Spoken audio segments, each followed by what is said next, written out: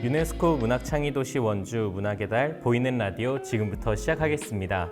안녕하세요. 저는 이번 문학의 달 보이는 라디오의 사회를 맡은 조국임입니다. 반갑습니다. 원주가 유네스코 문학창의도시로 지정된 것을 기념하여 지정된 10월 문학의 달 유네스코 문학창의도시 원주 보이는 라디오도 문학의 달에 진행하는 다양한 프로그램 중 하나로 3회차에 걸쳐서 다양한 이야기를 나누는 프로그램입니다. 올해 보이는 라디오는 문학의 달 주제인 위기의 시대, 삶의 전환을 이끄는 문학과 관련한 내용으로 이야기를 나누고 있습니다. 그래서 지난 1회차에서는 위기의 시대를 살아가는 우리에게 생명과 평화의 의미는 무엇인지라는 주제로 황덕은 상지대 교수님을 모시고 이야기를 나누어 보았고요. 2회차에서는 오늘의 재난은 어제 우리가 만든 재앙, 미래 세대에게 어떤 내일을 물려줄까라는 주제로 강무홍 작가님을 모시고 이야기를 나누어 보았습니다. 오늘은 보이는 라디오 그 대망의 마지막 시간인데요. 위기의 시대에 생명과 평화의 의미가 무엇인지 알아보았고, 또한 미래 세대에게 어떤 내일을 물려줄지도 우리가 이야기를 나누어 보았다면, 사실 우리에게 남은 가장 큰 숙제는 바로 실천일 것인데요. 그래서 오늘은 위기의 시대를 사는 우리들의 실천적 삶과 태도에 대해서 이야기를 한번 나누어 볼까 합니다. 오늘도 역시 게스트분을 모시고 이야기를 나누어 보려고 하는데요. 3회차의 이야기를 함께 나누어 주실 손선 작가님을 한번 모셔보도록 하겠습니다. 작가님 안녕하세요. 네, 안녕하세요. 반갑습니다. 네, 반갑습니다. 작가님 간단하게 자기소개 좀 부탁드리도록 하겠습니다. 네, 저는 원주 흥업에 살고 있고요. 소설가입니다. 네. 굉장히 담백하게 네, 자기소개를 해주셨는데, 사실 이제 출연해주신 분들이 네. 조금 이런 보이는 라디오나 그리고 또 저희 이번 회차 또 주제가 네, 이렇게 네. 만만치는 않아서 네. 조금 처음에 네. 좀 섭외 요청을 했을 때 좀 부담스러웠다 이렇게 많이 말씀들을 하셨어요. 네. 그래서 근데 작가님이 맨 처음 좀 섭외 요청을 받으셨을 네. 때 좀 어떠셨는지 궁금합니다. 네. 잘할 수 있다. 오히려. 재밌을 것이다. 네. 너무 감사했고요. 하고 싶은 이야기가 많은 주제여서. 근데 다만, 앞에 선생님들이 굉장히 좋은 말씀 해주셨는데, 마지막 대망의 3회차에 실천가를 모셨어야 하는데, 과연 제가 그 실천가인지는 잘 모르겠습니다만, 그래도 잘 해보겠습니다. 네. 저희가 또 그동안은 다르게 또 네. 이렇게 굉장히 자신감 있는 네. 모습으로 또 네. 출연을 해주셨는데, 그래서 오늘 본격적으로 이런 실천과 관련한 이야기를 바로 너무 또 들어가 버리면은 네네. 또 조금은 부담스러우실 수도 있을 것 같아서 작가님 이야기를 같이 좀 해보면서 네네. 좀 가볍게 시작해보면 좋을까, 어떨까 하는데요. 제가 이렇게 좀 찾아보니까 작가님께서는 이렇게 그 설명에 나와 있기로 영화 제작도 하셨고, 그 다음에 뭐 음악과 관련한 일, 그리고 또 남들은 하기 힘든 다양한 또 여행도 다녀오시고, 또 유학 경험도 있으시고, 이렇게 하나도 하기 힘든 다양한 경험들을 계속 해오셨더라고요. 그래서 그 과정에서 근데 또 어떻게 그런 다양한 여정을 밟으셨는지, 그리고 그 과정에서 또 작가의 길로 들어서게 되신 그 계기가 어떤지 또 좀 궁금합니다. 네. 네. 이 이야기를 하려면 1시간이 이거 자체가 사실은 네. 1시간이 걸려서 짧게 하겠습니다. 영화는 사실은 제가 법학을 공부했고요. 네. 법학과에 들어가자마자 이것은 아니구나 깨달았었는데, 그 이유가 제가 법전을 읽을 수가 없는 거예요.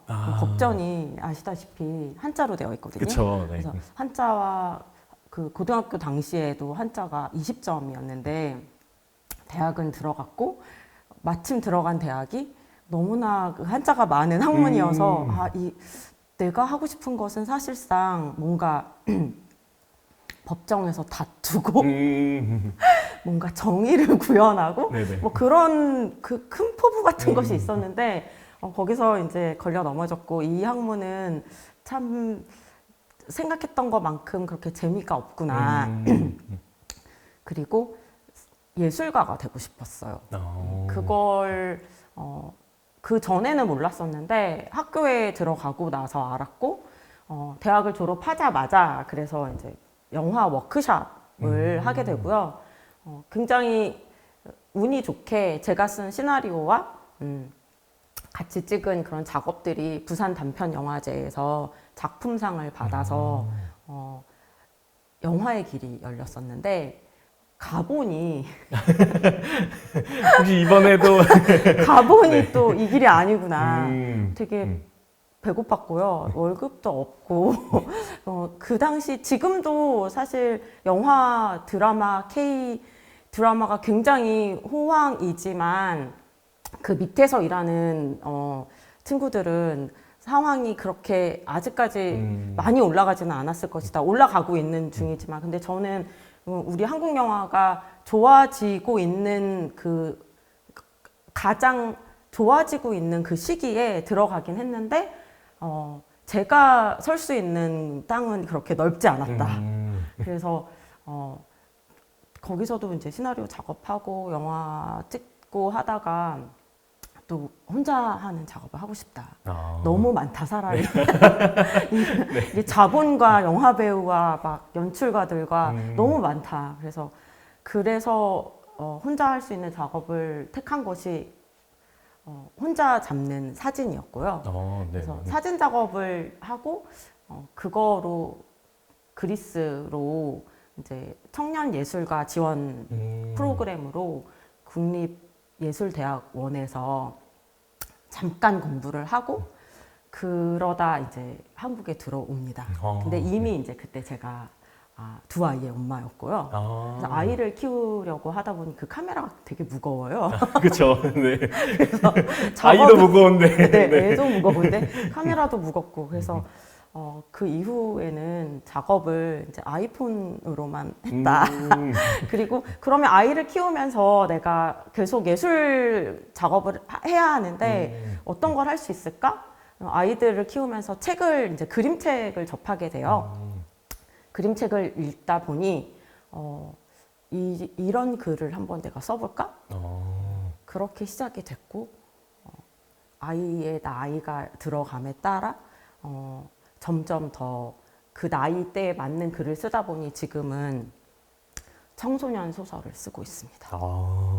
이렇게 뭔가 경험해보고 아니다 싶었을 때 또 다른 선택들을 또 네, 오래 버티지를 못하는데 최근에 작가가 이제 소설가가 된 이후로는 지금 가장 오래 버티고 있습니다. 그래도 요거는 아직까지는 네, 저에게 가장 잘 맞는 분야를 발견한 것 같아요. 네. 그러니까 사실 뭔가 경험하더라도 그것이 나에게 맞지 않는다고 그걸 알아차리고 또 다른 길을 모색하는 것 자체가 좀 쉽지 않은 건데 작가님이 그렇게 또 다른 경험들을 과감하게 하실 수 있다는 게 좀 인상적이기도 한데요. 그러면은 선생님께서는 그 청소년 소설을 많이 쓰신 게 아까 말씀하셨던 그 아이가 나이가 들어감에 따라서 자연스럽게 조금 그런 것이 있고요. 청소년들에게 하고 싶은 이야기가 되게 많아요. 그래서 이 친구들이 가장 좋은 시기를 살고 있는데 사실상 좀 힘들게 살고 있거든요. 죽는 아이들도 되게 많고요. 학교를 나오는 친구들도 되게 많고 그리고 열심히 잘 학교 생활을 한다 해도 그 안에서 즐거움과 기쁨을 못 느끼면서 우리도 다 학교 다녀봤지만 그쵸, 학교가 난장판이잖아요. 그리고 그 와중에 또 공부를 해야 돼요. 그리고 그 미래에 대학을 가야 돼요. 그래서 요새는 굳이 대학을 가야 되냐?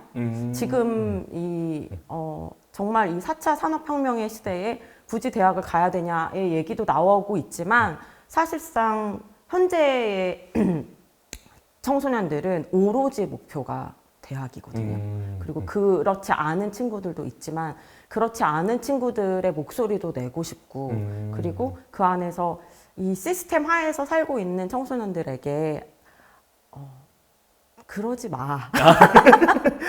좀 놀아도 돼. 좀 자유롭게 살자. 그리고 선생님들과 그 많은 체제와 이 시스템에 너무 순응하지 마. 좀 싸우고 저항하고 좀 못됐게 그렇게 살아도 돼. 뭐 이런 얘기를 하고 싶었습니다. 그래서 어떤지 네. 그 작품 속에 그런 것들이 좀 많이 담겨 있기도 한 것 같은데요. 뭐 해외를 배경으로 하거나 또 네. 때로는 가상 세계를 또 배경으로 한 작품을 쓰시기도 하셨는데 사실은 그런 가운데서도 어떤 우리의 보편적인 삶의 모습들을 그려내신 걸로도 유명한데요.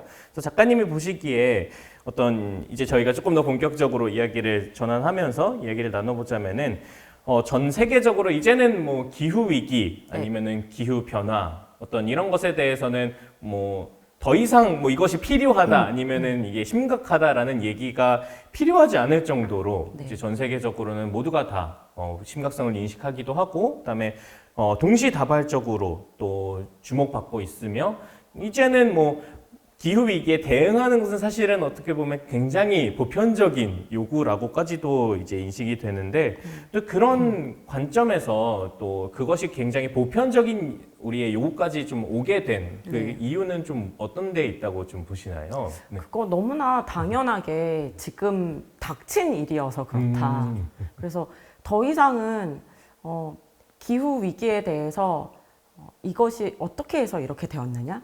내지는 우리가 어떻게 해야 되느냐에 논할 시간도 없다. 그래서 지금 가장 중요한 건 사실 너무나 닥친 일이고 우리가 코로나19 이후에 변화된 세상에서 지금 기후 위기를 아주 피부로 느끼고 있잖아요. 네. 거의 정말 코앞까지 닥친 일이잖아요. 그래서 그것에 대해서 이제는 더 이상 뭐 어떤 과학적인 근거나 그런 논리로 설득을 한 단계는 이미 지났다. 그리고 너무나 닥쳤기 때문에 이제는 모두가 다 거기에 뛰어들 수밖에 없다. 그래서 아직도 잘 모르겠다 하는 사람들이 있을 수도 있지만 잘 모르겠다라고 하는 이면에는 사실은 알고 있어요.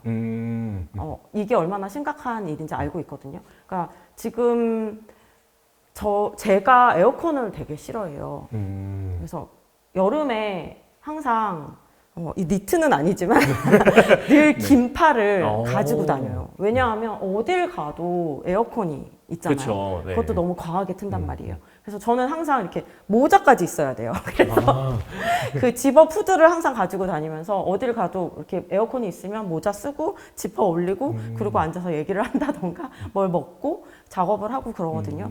그래서 에어컨을 그렇게 싫어하는데 집에 당연히 에어컨이 없었겠죠. 그래서 아파트에 사는데 밖에서 보면 실외기가 저희 집만 빼고 다 있었어요. 작년에 드디어 채웠습니다. 근데 이제 제가 그런 건 아니고 여기서 이제 궁핍하게 이제 또 변명이 들어가자면 제가 그런 건 아니고 저희 집사람들이 공모하여 더 이상은 못 산다. 안 된다. 너무 힘들다. 정말 죽을 것 같다. 밖에 나가서 열심히 일하고 공부하고 들어왔는데 집에서는 좀 편히 쉬자. 그래서 에어컨을 2년 전에 드렸어요. 그래서 나는 이 기록을 평생 가져가고 싶었는데 뭔가 이 도덕적 자부심? 나는 네. 에어컨 안 사. 뭐 이런 실천가로서의 네. 그런 허세? 그런 것이 있었는데 이제 거기서 이제 다 무너졌고. 네. 그것이 어쨌든 가족이라는 공동체이다 그렇죠. 보니까. 네. 그런데 거기서 에어컨을 틀어놓으면 또 거기서 이점을 또 누리는 사람이 되었고 그래서 같이 이제 공모자가 되어 시원하게 살고 있는데 최근에 그런 얘기를 들었어요. 아이들이 지금 학교마다 에어컨 다 설치되어 있거든요. 네. 그래서 애들이 조금만 더워도 에어컨을 틀자고 해요. 그래서 우리는 그러죠. 옛날에도 더웠어. 그런데 너희는 그것도 못 참냐. 제가 늘 저희 집사람들에게 했던 너희 그것도 못 참냐. 가서 시원하게 샤워하고 옷을 덜 입어라. 그랬었는데 이제는 그것이 더 이상 먹히지 않는 시대가 사실상 온 거예요. 그것이 그 수치적으로 지금 나와 있거든요. 그래서 아이들이 정말 우리보다 인내심이 덜해서 못 참는 게 아니라 정말 더워졌고요. 그래서 아이들이 지금 학교에서 에어컨을 틀어야 되는 상황이 왔고 그리고 못 사는 나라에도 우리가 못 사는 나라들은 이제 에어컨도 없이 산다라고 얘기하고 있지만 사실상 그쪽에도 에어컨이 지금 다 들어가 있어서 그런 공공기관이나 학교에는 에어컨이 있는 거로 알아요. 그래서 너무나 더워졌다. 그걸 지금 다들 느끼고 있죠. 그래서 여태까지 지켜왔던 우리 집사람들도 에어컨을 살 정도였으니 정말 닥친 일이고 이제는 에어컨 없이는 못 사는 지경에 이르는 거죠. 이것이 정말 위기라고 이제 생각을 해서 너무나 코앞에 닥친 일이어서 바로 지금 일이 된 거죠. 그래서 뭐 이게 왜 보편적인 일이 됐느냐의 질문이 무색할 정도로 이 얘기를 하지 않으면 지금 무슨 이야기를 하지? 그 정도가 됐다고 저는 생각을 해요. 네. 그래서 저도 이렇게 돌이켜보고 아니면 주변에 보더라도, 그러니까 몇 해 전까지만 하더라도 이제 물론 실외기가 그때도 많긴 했지만 모든 집에 있고 이러진 않았던 기억인데, 그리고 또 저도 집에 있으면 이렇게 여름에 그래도 창문을 열거나 이러면은 그나마 바람들이 좀 잘 불었는데 어느 순간 그렇게 바람도 잘 안 불고 이러다 보니까 그 견딜 수가 없게 되고 그러면 나도 결국에는 사야 되는 상황에 놓여져 있고 이런 것들이 계속 어떻게 보면 좀 악순환처럼 그렇죠. 반복되면서 결국에는 모두가 그런 것들을 좀 체감하고 모두가 덥고 모두가 덥게 하고 있죠.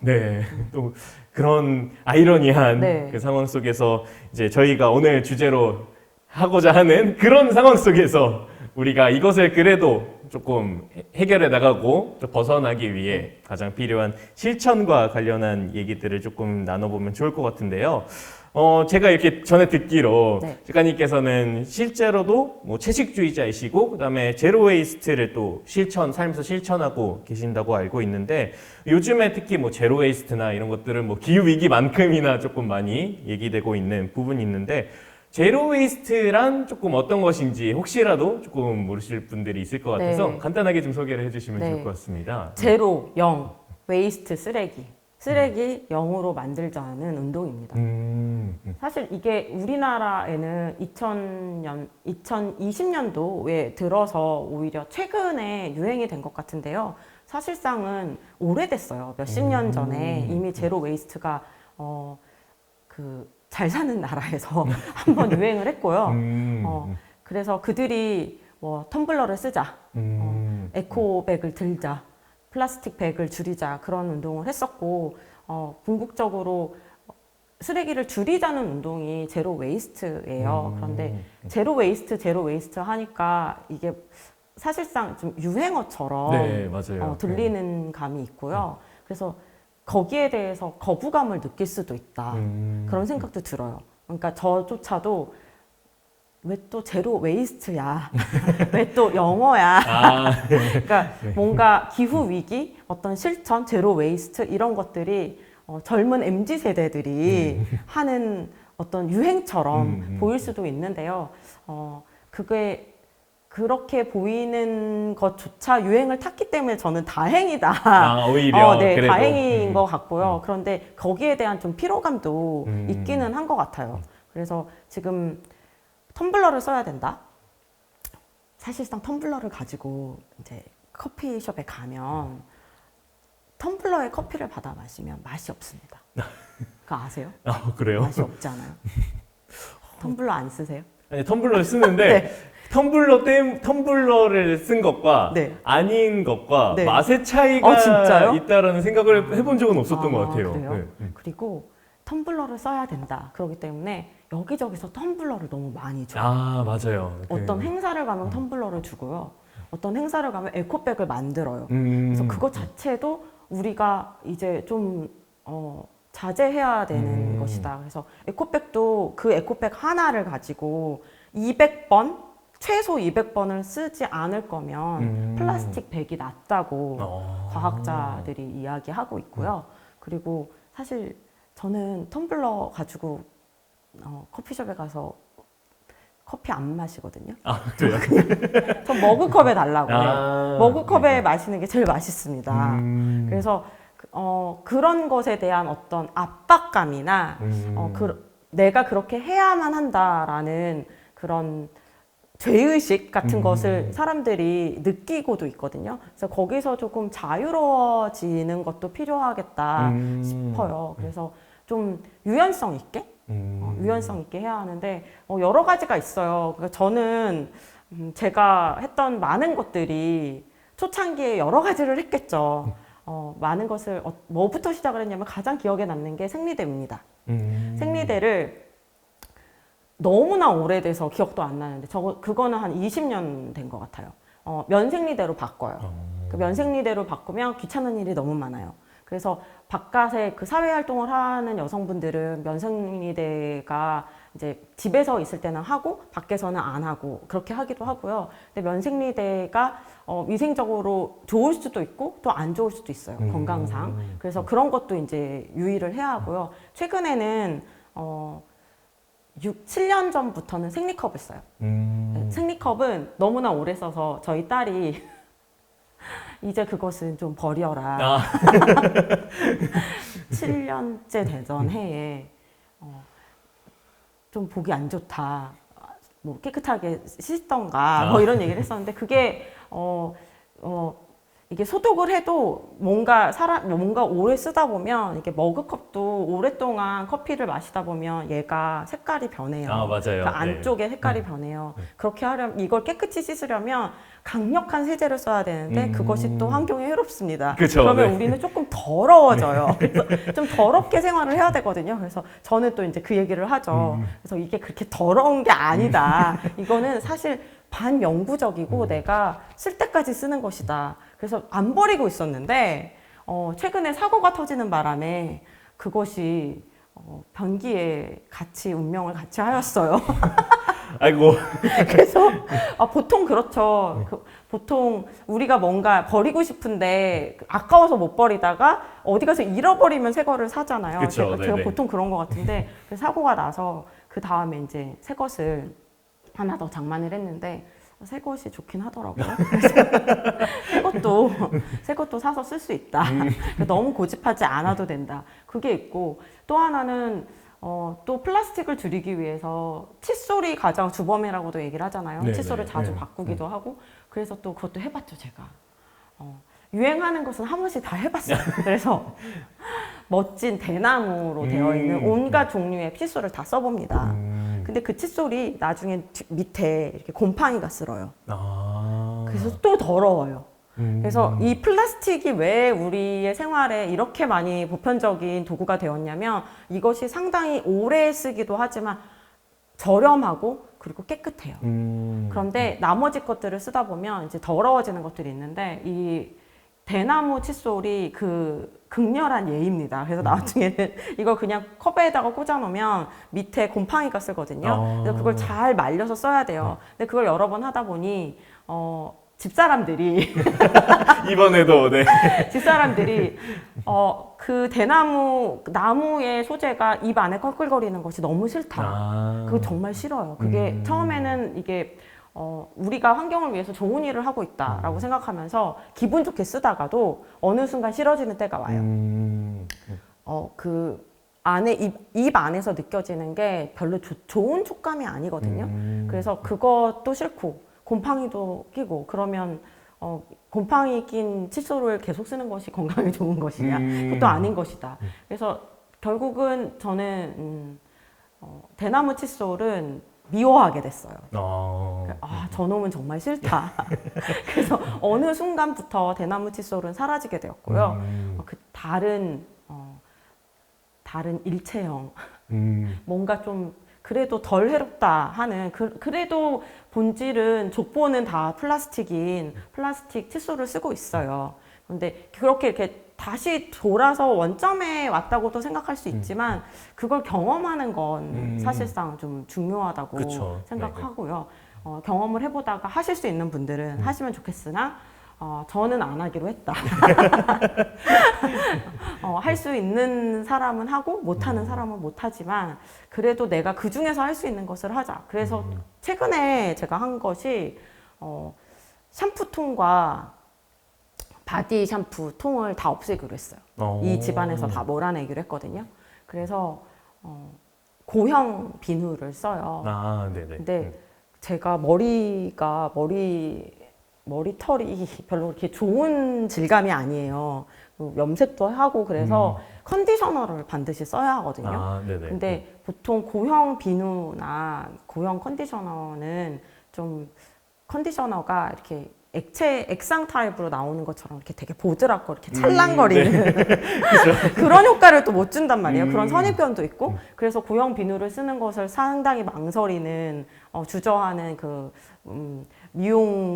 미용에 신경 쓰시는 남성분, 여성분들이 많으실 텐데 최근에 제가 이제 그걸 쓰면서 고형 비누가 되게 좋다는 걸 알았고 그리고 컨디셔너도 꽤 쓸만합니다. 그래서 저는 완전히 바꿨어요, 그거는. 그래서 플라스틱 칫솔은 아직 쓰고 있지만 네.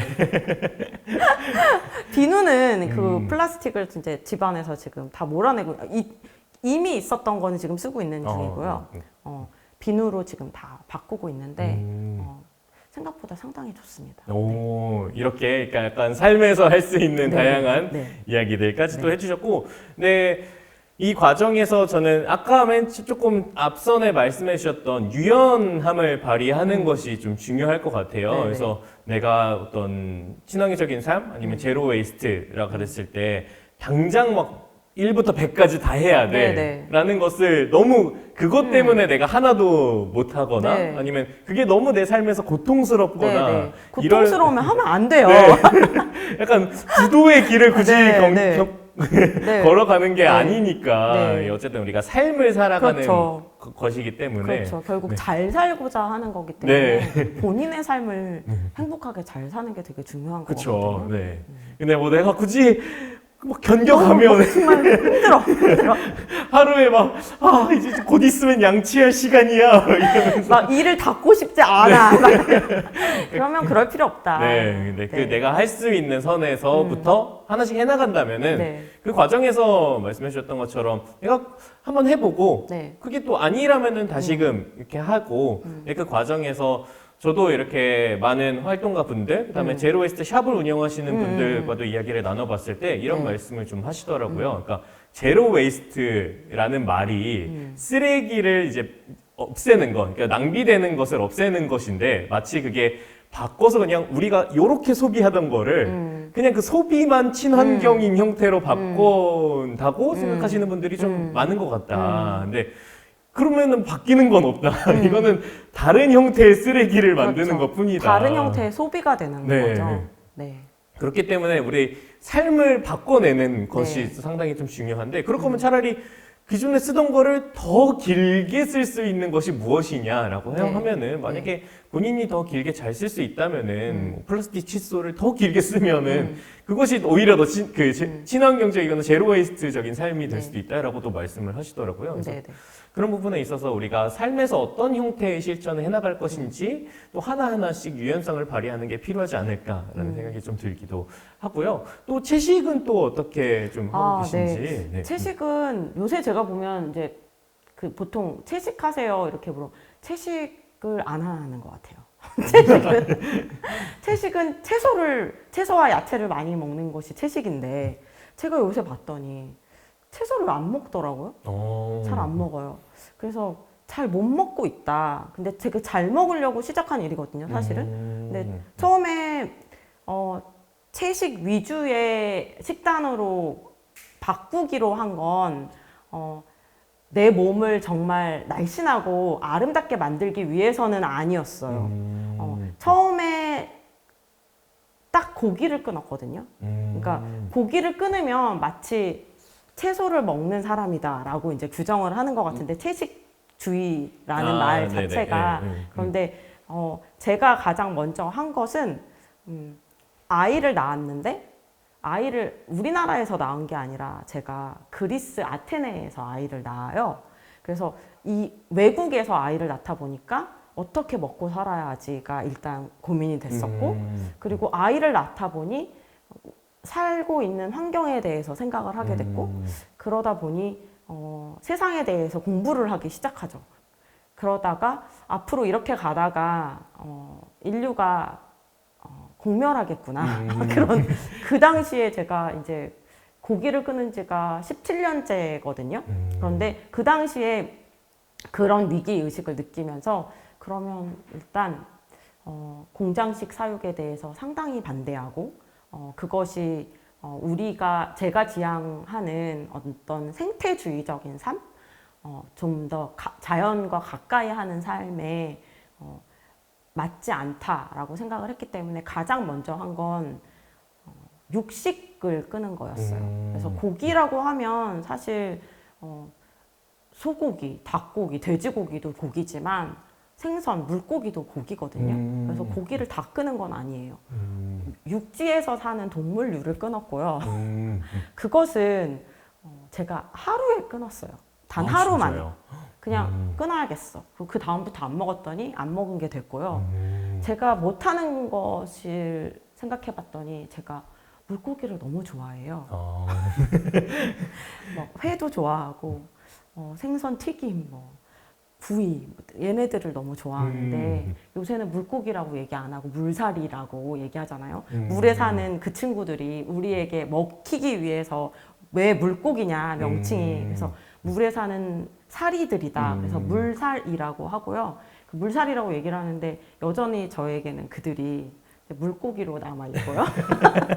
먹어야 되니까. 그리고요. 그 친구들은 아직까지 먹고 있어요. 그리고 그런데 나머지 육지에서 사는 동물들은 다 끊었고 그것은 내가 실천할 수 있겠다. 그래서 하루 만에 끊었더니 됐었고 오히려 이렇게 질질 끄는 것보다 오늘은 얘를 안 먹고 오늘은 쟤를 안 먹고 하는 것보다 좀 제가 단순해서 그냥 한 번에 되는 걸 더 좋아하거든요. 그래서 그렇게 끊었고 그 당시에 같이 살고 있는 저희 집사람이 그러면 나도 끊어야지. 그래서 끊었고 그 당시에 살고 있던 아기가 있었는데 아기는 먹어야 되니까 아기는 먹고 그 아기가 자라서 지금 청소년이 되었는데 기후 위기에 저보다 더 민감한 친구이지만 여전히 고기는 먹고 있어요. 그래서 저는 학생들이 고기는 먹어야 된다고 생각을 하고 그들에게 거기에 대해서 권유할 생각조차가 없어요. 영양이 필요하기 때문에. 그런데 사실 고기를 안 먹고 완전한 비건식을 해도 충분히 좋은 영양을 섭취할 수 있어요. 근데 제가 왜 요새 채소를 잘 안 먹는 것 같다 하냐면 바쁘고 일이 많고 뭔가 먹거리에 신경 쓸 수 없는 삶에 처하게 되면 가장 먼저 희생당하는 것이 저는 먹거리라고 생각해요. 그래서 요즘 그 청년들이 밖에 나가서 컵밥 같은 거 먹잖아요. 라면 먹고 그냥 그 편의점에서 그렇게 사 먹는 거 그런 것들이 다 돈도 없고 시간도 없고 또 시간이 없는 것도 상당히 크거든요. 그래서 좋은 식사를 하려면 사실상 스스로 장을 봐야 되고 전략을 세워야 되고 요리하는 시간이 좀 길어야 돼요. 그렇게 해서 좋은 먹거리를 먹을 수 있는데 그런 생활을 할 수 없는 특히 지금의 청년들은 그런 시간을 많이 내기가 어려우면 그들에게 고기를 다 끊고 비건 하세요라고 말할 수가 없는 것이 비건의 삶은 좀 많이 공을 들여야 돼요. 그래서 제가 공을 많이 들이다가 지금 못 들이는 것도 상당히 많은데 최근에는 가장 먼저 고기를 끊고 난 다음에 가장 애써 챙겨 먹었던 것이 버섯과 브로콜리와 시금치였거든요. 이들을 먹지 않으면 나는 안 된다. 근데 요새는 그들도 제대로 섭취하지 못하고 있는데 시금치 값이 상당히 비싸더라고요. 그렇죠. 요즘에 특히 더. 그리고 제가 처음 처음 고기를 끊고 채식 위주의 식단을 꾸리려고 했을 때 그리스에서 살았는데 거기는 야채와 과일이 상당히 풍성해요. 싸고. 근데 우리나라로 왔더니 와 너무 비싼 거예요. 그리고 최근에는 더 비싸졌고 그래서 시금치를 먹으려면 사야 되고 씻어야 되고 데쳐야 되고 무쳐야 돼요. 맞아요. 너무나 과정이 긴데 요새 그런 시간을 못 내고 있어서 시금치를 못 먹고 있거든요. 그러면 이게 전반적인 그런 기후 위기에 대응하는 어떤 생태적인 삶으로 가기 위해서는 내 삶이 사실 많은 부분이 바뀌어야 돼요. 그런데 소비도 바뀌어야 하지만 딱 내가 요걸 먹다가 요걸 먹겠어라고 바뀔 수 있는 문제가 아니라는 거죠. 그래서 시간을 내야 하고 공을 들여야 하는 부분이 되게 많고 사실 삶은 그렇게 살아야 된다고 보거든요. 그런데 굉장히 여유로운 삶을 살았던 지중해식 삶에서 한국으로 오고 난 다음부터 더 바빠지고 조금 더 각박해지다 보니 그것이 오히려 좀 더 멀어져 가고 있는데 또 오늘을 기회로 또 다시 한번 식단을 잘 짜볼까 합니다. 심지어는 그 생선도 잘 구워서 먹지 못하고 있기 때문에 그런 얘기가 있어요. 그 채식하는 사람들이 오히려 건강이 망치고 뚱뚱해진다. 그런 분들은 정말 제대로 된 식단을 잘 챙겨 먹지 못하고 빵과 밥만 먹어서 그래요. 탄수화물만. 제가 지금 그 길로 가고 있는 중인데 왜 그런지 알 것 같아요. 그러니까 뭔가 삶의 여유가 좀 없고 그리고 경제적인 상황이 궁핍해지면 그런 삶으로 가게 될 수밖에 없어요. 그런데 그 상황에서 고기를 다 끊어버리면 오히려 살이 찌고 건강이 안 좋아지죠. 그래서 이 모든 것들이 시스템적으로 같이 돌아가야 한다. 그게 생태적인 좋은 삶이 될 것이다. 네. 결국에는 이게 어떤 개인의 실천이 개인 한 사람만의 그 뭐 의지나 네. 어떤 그런 것들로만 이루어지는 게 아니라 그 개인을 둘러싸고 있는 환경이나 네. 말씀해 주셨던 것처럼 그 시스템들이 네. 어떤 환경에 놓여져 있느냐, 그 네. 사람을 어떤 삶을 살게끔 만들고 네, 있느냐가 그게 정말 중요해요. 그래서 내가 뭔가 하고 싶어도 그걸 할 수 있는 여유를 주지 않는 이 사회 환경, 그리고 내가 조금 뭔가 해보려고 해도 내 환경적인 뭐 경제적인 여건, 뭐 다양한 여건들로 그걸 할 수 없는 상황이라면은 오히려 그런 삶에서 선택할 수 있는 것들은 굉장히 취약하고 그게 오히려 내 건강을 해쳐버리는 것들까지도. 그래서 사회가 같이 바뀌어야 되는 거죠. 그러니까 좋은 시스템을 만들려면 좋은 정치를 해야 하고요. 그러려면 우리 모두가 정말 국회의원이 됐다 생각을 하고, 최근에 제가 이정모 관장님의 말을 빌자면, 이정모 그 과천과학관 관장님께서 얼마 전에 그 우리 원주 독서대전 때 오셔서 강의하고 가셨는데, 그 이정모 관장님의 말씀을 빌자면 모두가 여기 앉아 계신 모두가, 우리 시민 모두가 국회의원이 되어야 된다, 그렇게 말씀하셨어요. 그러니까 과학 알고 뭐 생태주의 알고 공부하는 거 다 중요하지만 정말 중요한 건 입법 체제를 바꿔야 된다는 거죠. 법을 바꿔야 돼요. 그래서 법을 바꾸려면 우리 모두가 어떤 이 사회가 좋은 사회로 갈 수 있도록, 우리 모두가 다 생태적인 좋은 삶을 살 수 있도록 갈 수 있는 시스템을 만들기 위한 법을 만들어야 하고, 거기에는 정치가 함께 있어야 하고, 그것을 하기 위해선 모든 시민이 다 국회의원이 돼야 된다. 그 정도의 의식을 가지고 있어야 된다는 거죠. 네. 어떻게 보면은 우리가 지금은 뭐 우리의 표를 통해서 우리의 의사를 국회의원 통해서 전달한다라고 얘기를 하지만, 그냥 이렇게 투표하고 나서 그냥 알아서 해, 이게 아니라 그럼 그게 실제로 정말 될 수 있도록 더 고민하고 그런 생각들을 더 많이 해야 된다. 그리고 실제로 우리 여기도 청년분들이 많이 계시잖아요. 청년분들이 실제로 정치를 하셔야 된다는 거예요. 왜? 우리의 일이니까. 우리의 너무나 급박한 일이니까.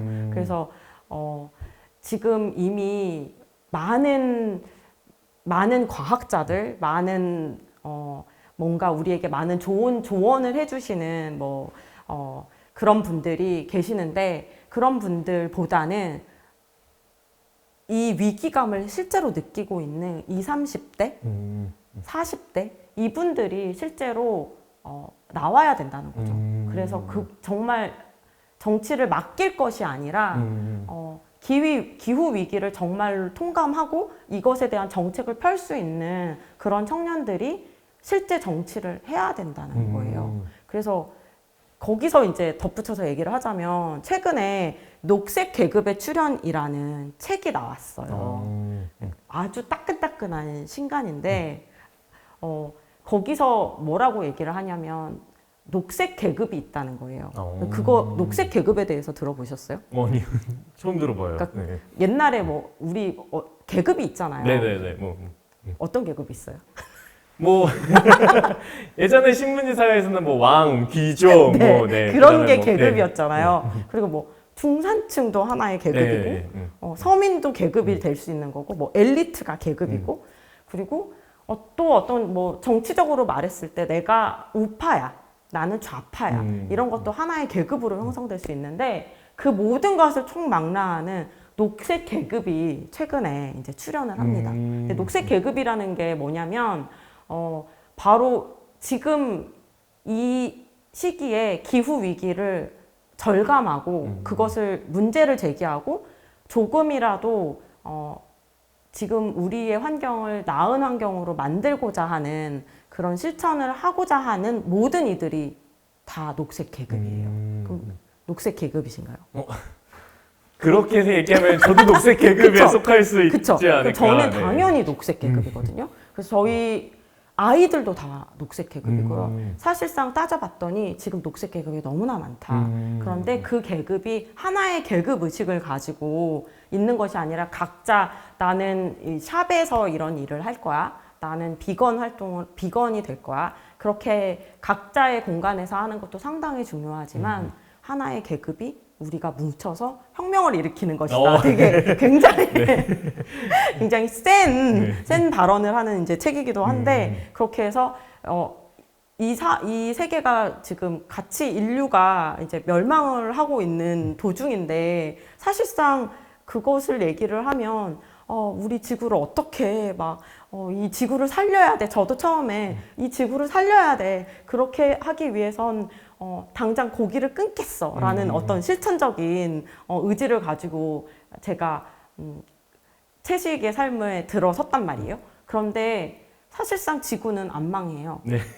그거 알고 계시죠? 네, 지구는 안 망해. 우리가 지구는 망해. 안 망해. 우리가 망해. 우리가 망해가고 있는 거. 우리가 못 살게 되거든요. 그럼 우리가 살아야 될 거 아니에요. 벌써 대멸종의 시기에 들어섰다고 하고 한창 진행 중이고 이제 공룡 이후에 멸종이 어떤 종이 될 것이냐. 그것은 바로 우리 인류이다잖아요. 그러니까 우리가 이제 곧 망할 텐데 그럼 그냥 넉넉히 있을 거냐 아니면 이런 녹색 계급들이 뭉쳐서 혁명을 일으켜서 세상을 바꿀 바꿔낼 것이냐. 그래서 저는 이 기회를 통해서 우리 원주에도 굉장히 많이 계신 거로 제가 알고 있는데 그 녹색 계급이 이제 뭉쳐야 된다.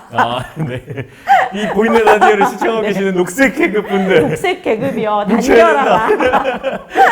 그렇게 외치고 싶습니다. 네, 저희 녹색기를 두르고.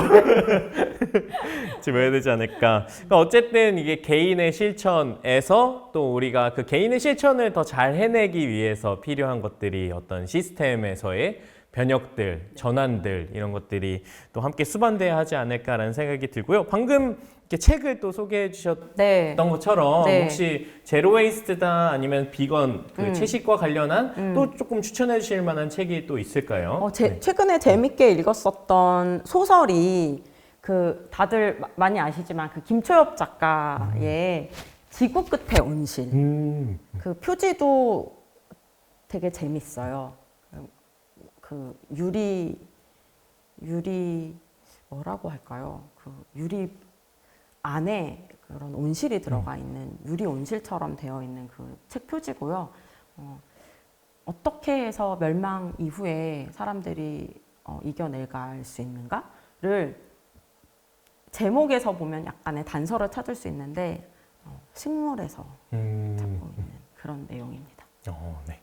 재밌고요. 한 가지 더 얘기하자면 그 화이트 스카이라고 엘리자베스 콜버트 그 저널리스트인데 이분이 퓰리처상을 그 전에 받으셨대요. 근데 그 이후에 이것도 최근작인데 최근에 나온 책이고요. 그것도 보면 어떻게 실천할 수 있는가에 대한 그러니까 이제는 이제 과학적인 근거 왜 우리가 각성해야 하는가 그런 단순한 그런 논리 이런 책이 나오는 것이 아니라 이제 어떻게 실천해야 하는가. 그러니까 녹색 계급이여 단결하라라는 책이 나오는 것처럼 액션을 얘기를 하거든요. 그래서 탄소 중립 얘기를 하는데 탄소를 지금 배출하지 않는 것도 중요한데 이미 배출한 것을 우리가 포집해서 돌로 만드는 작업도 있어요.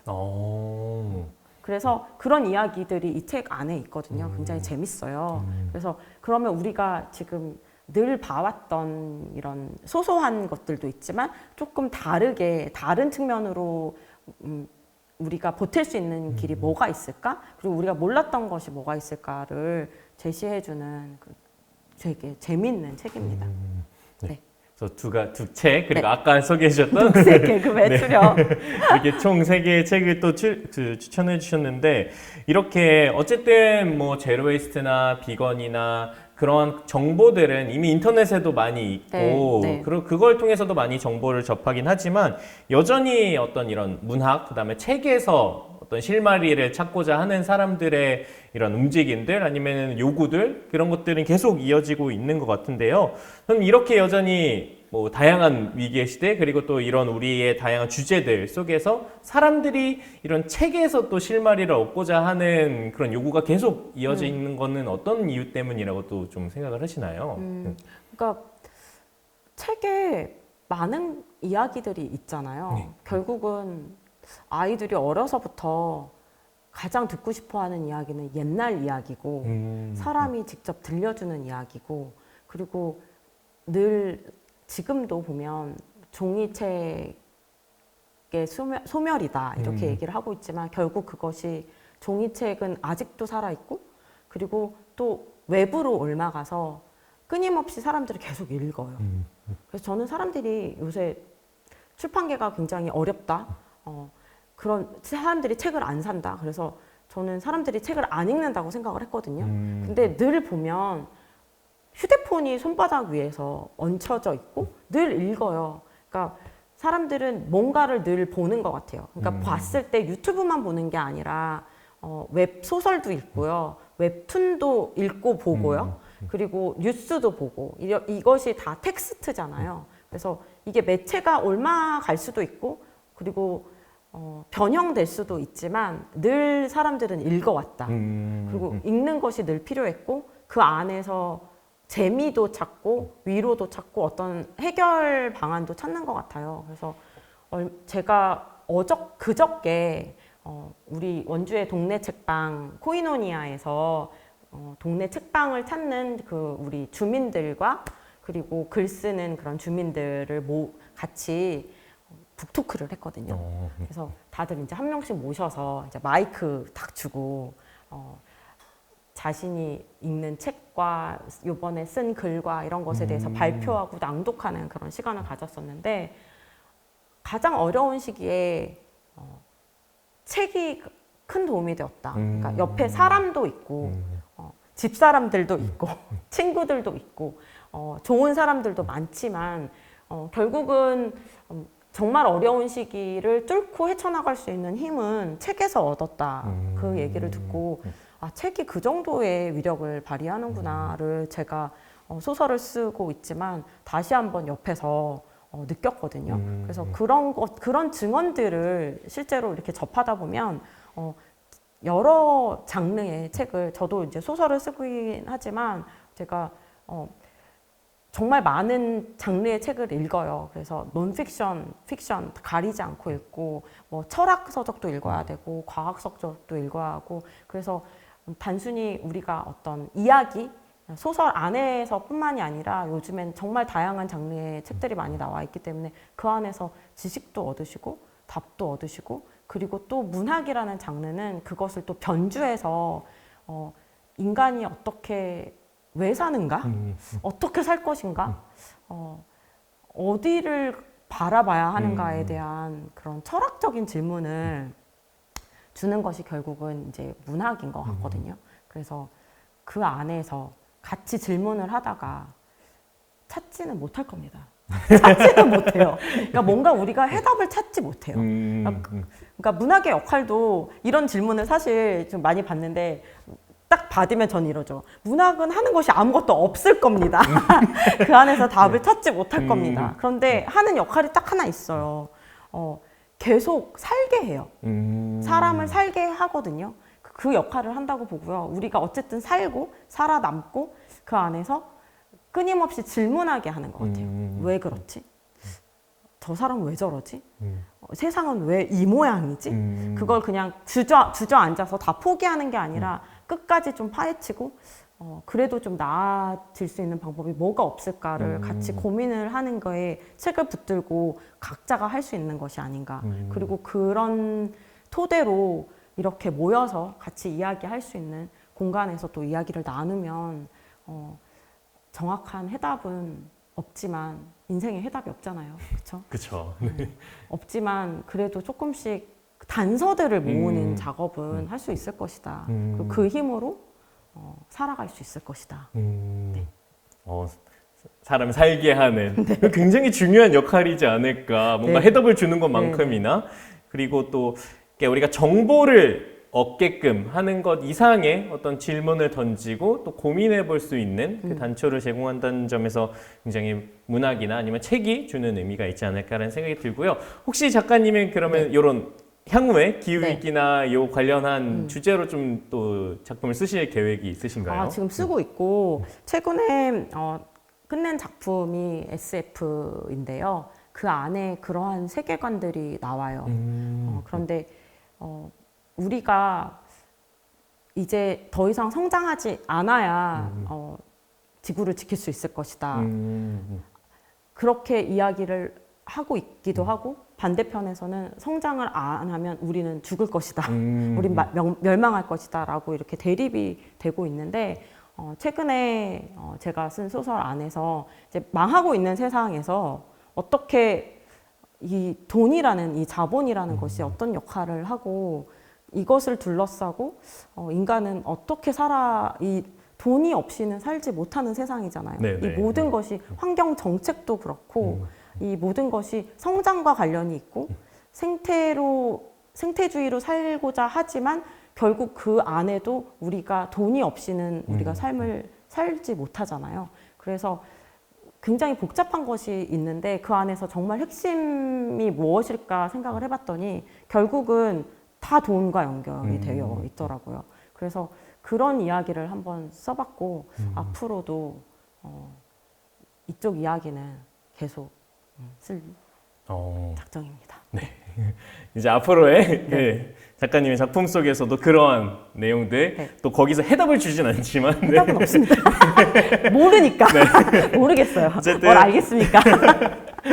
저희가 또 실마리를 함께 그리고 또 질문을 던져보는 과정이라고 또 생각해보면 좋을 것 같은데요. 그래서 그런 과정에서 이제 좀 마무리를 해가면서 이런 다양한 위기 시대에서 또 문학의 역할, 그다음에 우리의 실천의 그 방법들에 대해서 다양한 말씀을 해주셨는데 혹시 이제 정리해 가면서 또 이제 저희 보이는 라디오를 시청해 주시는 분들이 또 이런 기후위기 시대 그리고 어떤 채식과 제로웨이스트에 대해 고민하고 계시는 분들께 또 어떻게 해나가면 된다라고 조금 이야기를 해주실 수 있을까요? 이제 슬슬 이제 지겨우실 텐데.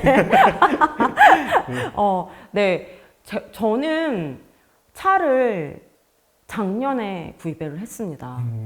차를 사지 않으려고 했어요. 그러니까 저의 신념에 차가 반한다고 생각을 했던 거죠. 그렇다고 저희 집안에 차가 없는 것은 아니었어요. 차는 필요한 도구이고 굉장히 신속하게 어딘가 저를 데려다 주죠. 그래서 저는 차에 타면 굉장히 기분이 좋아요. 항상 마법처럼 느끼는 것이 앉아만 있으면 어딘가를 도착해요.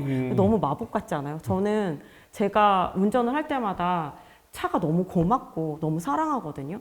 그런데 작년에 제가 어쩔 수 없이 차를 구입을 하면서 그 전까지는 저의 집사람들과 공유하면서 차를 이용을 했었어요. 그리고 그것을 고집하고 싶었고 그렇게 살고 싶었거든요.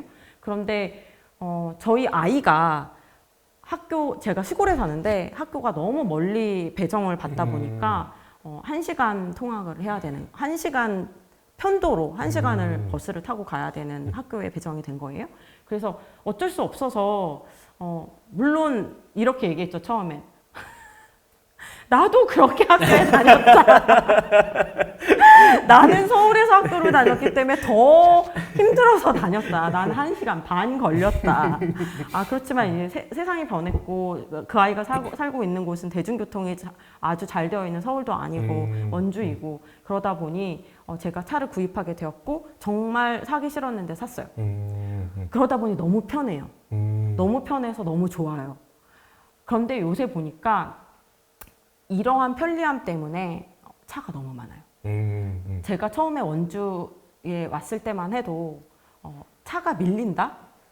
없었어요. 맞아요. 네. 교통체증 없었어요. 이곳은 천국이다. 그런데 제가 요새 막 막혀 있는 네. 저를 보면서 차가 너무 많아졌네. 이렇게 많아졌으니 나도 샀으니, 그러니까 제가 에어컨도 샀잖아요. 에어컨도 샀고 차도 샀잖아요. 그러면 이렇게 얘기할 수 있어요. 그럼 고기 끄는 게 다 무슨 소용이냐? 네가 차를 끌고 다니고 있는데. 그래서 이런 너무나 복합적인 거예요. 우리가 생활인이다 보니 일을 하려면 차가 있으니까 너무 편하고, 이전에는 제가 버스도 탔고 택시비 아까워서 버스를 몇 번 갈아탔고, 이후에는 택시도 탔고, 지역 경제를 위해서 택시를 타야 해 뭐 이러면서 택시도 탔는데, 이제는 막상 차가 생기니까 이 모든 것에서 멀어진 삶을, 너무나 편리한 삶을 살고 있거든요. 그래서 다시 생각을 해보면 지금 멈춰서 한 번씩 바라봐야 될 것 같아요. 그래서 차가 있는 거 좋다, 편하다. 하지만 적어도 며칠은 차를 두고 걸어 다녀야 되고요. 그래서 그거를 좀 하려고 해요. 그 전에도 저는 늘 운동을 다닐 때 체육관까지 걸어갔다가 운동을 하고 걸어왔었는데, 걸어가면 40분이 걸리거든요. 근데 차를 가지고 가면 뭐 3, 4분이면 가잖아요. 네. 그런데 그것을 굳이 운동을 하러 가는데 차를 가지고 안 가도 되잖아요. 운동하러 가는 거니까. 그쵸, 네. 그러니까 조금 마음의 여유가 조금 더 생기면 되는 거거든요. 그러면 그거를 합시다. 그래서 너무 바쁘신 분들 아니면 집에 차는 있지만 조금의 편리함을 포기하는 거죠. 그래서 걸어 다니고, 여행을 다닐 때도 차 한 번 놔두고 기차를 타고 다니고, 그렇게 조금씩 편리함을 1년 365일 중에 조금씩 포기하는 거죠. 처음엔 하루가 됐다가 그게 열흘이 됐다가 며칠씩 이렇게 하다 보면 편리함을 포기하지 않으면서도 또 다른 즐거움도 느낄 수 있는 그런 실천적인 방법이 생기지 않을까, 그런 생각도 해봤습니다. 네. 그 가장 그 아이러니함 때문에 많은 분들이 또 쉽게 어떤 실천을 하지 못하는 경우도 많은 것 같아요. 그래서 이게 나는 당연히 너무 불편하고, 그다음에 당장에 내가 필요하기 때문에 이 삶을 해야 되네. 그럼 난 그걸 그래서 실천할 수 없어, 이렇게 생각하시는 분들도 많을 텐데, 물론 그 생활을 하는 가운데서도 조금 내가 그 가운데서 해볼 수 있는 것들을 하나 두 개씩 또 해보는, 아까 맨 처음에 말씀하셨던 여유를 조금 본인이 가지고 또 유연함을 가지는 것들이 좀 필요하지 않을까라는 생각을 하면서, 네, 오늘 손 작가님과 함께 우리 위기의 시대에 어떤 실천을 우리가 좀 할 수 있을지, 그리고 네, 말씀해 주시면서 단순히 이게 뭘 하자 이런 게 아니라 그 과정에서 우리가 조금 고민할 수 있는, 아니면 우리가 가져야 할 마음가짐 그리고 태도에 관한 얘기들로 많이 좀 해주신 것 같아서, 굉장히 이 보이는 라디오를 시청하고 청취해 주시는 분들도 다시금 실천의 의미에 대해서 좀 생각해 볼 수 있지 않을까라는 생각이 드는데요. 특히 오늘 좀 이렇게 또 보이는 라디오 출연해 주셨는데, 아까 맨 처음에 잘할 수 있을 것이다 라고 생각해 주셨는데 어떠신지 좀. 네, 잘했다고 생각합니다. 그러니까 정말 너무 잘해 주셔가지고 또 끝으로 한마디 해주시면 감사하겠습니다. 네, 초대해 주셔서 감사하고, 이런 기회에 제가 하고 싶은 이야기를 조금이나마 할 수 있어서 너무 반가웠고요.